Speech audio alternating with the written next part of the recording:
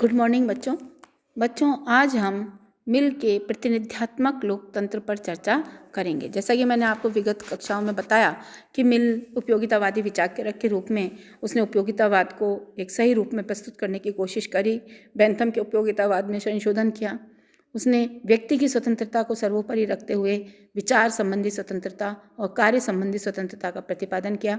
उसी कड़ी में जो उसके तीसरे महत्वपूर्ण विचार आते हैं वो है राज्य संबंधी विचार। शासन की प्रणाली के रूप में सर्वोत्तम प्रणाली उसने जो स्वीकार की है वो है प्रतिनिध्यात्मक लोकतंत्र। तो मिल के राज्य संबंधी विचार या प्रतिनिध्यात्मक लोकतंत्र संबंधी विचारों का हम अध्ययन करेंगे कि इसकी क्या विशेषताएं हैं, प्रतिनिध्यात्मक लोकतंत्र क्या है, इसमें क्या दोष जो हैं वो दिखाई देते हैं। तो मिल ने अपने दर्शन में समाज शब्द का प्रयोग किया है। समाज का जो अर्थ है वो मिल का राज्य है। मिल ने राज्य और समाज में कोई अंतर नहीं किया है।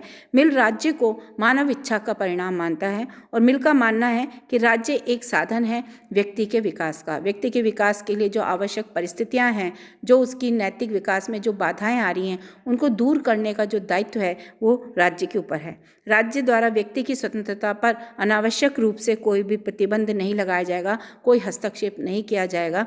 इसीलिए जब जरूरी होगा, जब एक व्यक्ति की स्वतंत्रता दूसरे व्यक्ति की स्वतंत्रता का हनन कर रही हो, तभी राज्य हस्तक्षेप लगा सकता है। तो इस तरीके से राज्य का कॉन्सेप्ट लेके मिल चला है और उसने सर्वश्रेष्ठ शासन प्रणाली के रूप में राज्य में प्रतिनिध्यात्मक लोकतंत्र की बात करी है।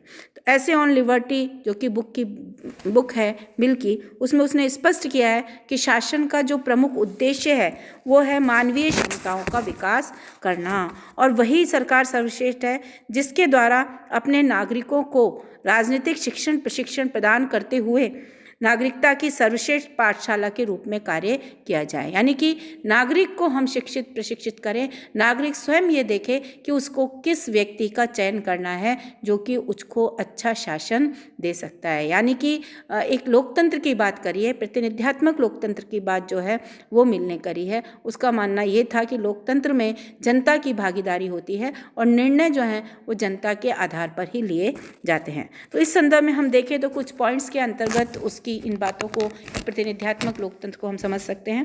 पहला, नागरिक स्वयं सरकार के कार्यों में भाग लेकर अपना नैतिक विकास करते हैं। वो सरकार के प्रति जो भी उनकी ड्यूटीज़ होती है उनको पूरा करते हैं, कार्य करते हैं। कई बार वो सुझाव भी देते हैं, सरकार को कई बार अच्छे सुझाव भी जनता के माध्यम से प्राप्त होते हैं।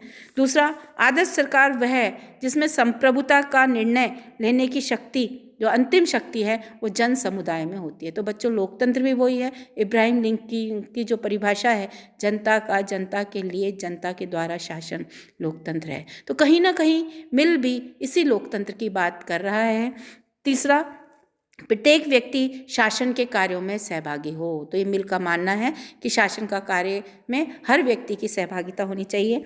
फोर्थ, प्रजातंत्र में प्रत्येक व्यक्ति को अपने हित को सुरक्षित रखने का अधिकार है, साथ ही वो अपने हित के साथ साथ सामान्य हित की धारणा को भी लेकर चलेगा, क्योंकि सामान्य हित में सभी व्यक्तियों का जो हित है वो निहित है। तो इस तरीके से उन्होंने एक प्रतिनिध्यात्मक लोकतंत्र का स्वरूप रखा है। फिफ्थ पॉइंट, मिल के अनुसार सच्चा प्रजातंत्र प्रत्यक्ष प्रजातंत्र है। प्रत्यक्ष प्रजातंत्र क्या होता है बच्चों? प्रत्यक्ष प्रजातंत्र होता है जिसमें कि जो भागीदारी है जनता की वो डायरेक्ट रूप से होती है, वो ही कोई नियम बनाती है और वो ही समाप्त करती है। तो ये प्रत्यक्ष प्रजातंत्र कहलाता है, क्योंकि प्रजातंत्र के दो स्वरूप हैं जिससे कि आप भली भांति परिचित हैं, फर्स्ट ईयर में पूरा आपने पढ़ा है।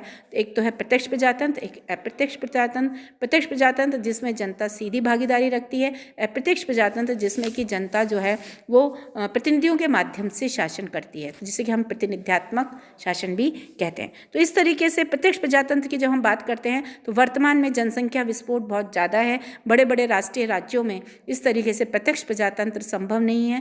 जनता की भागीदारी डायरेक्ट रूप से इस इतनी बड़ी संख्या में संभव नहीं है। अतः प्रतिनिधि शासन, अप्रत्यक्ष प्रजातंत्र सर्वोत्तम स्वरूप है। प्रतिनिधि शासन वह है जिसमें राज्य के सभी या बहुसंख्यक नागरिक समय समय पर अपने प्रतिनिधियों को चुनते हैं और उनके द्वारा नियंत्रण शक्ति का प्रयोग करते हैं, है ना। तो प्रतिनिधि चुन दिए, वो प्रतिनिधि शासन में कार्य करेंगे और वो प्रतिनिधि उस जनता के प्रति उत्तरदायी होते हैं। वो जन समस्याओं को लेकर, जनता की आवश्यकताओं को लेकर ही कार्य करते हैं। नेक्स्ट है प्रतिनिधि शासन संबंधी विचार मिल ने अपनी जो रचना है प्रतिनिधि शासन पर विचार उसमें व्यक्त किए हैं। तो कई बार आपसे पूछ लेते हैं कि मिल की जो है वो रचना बताइए, तो पहले ही मैं आपको उसकी बुक का नाम बता चुकी हूँ। तो एक तो है ऐसे ऑन लिबर्टी और दूसरी है फ्रेगमेंट्स ऑन गवर्नमेंट यानी प्रतिनिधि शासन, तो ये भी उसकी रचना है।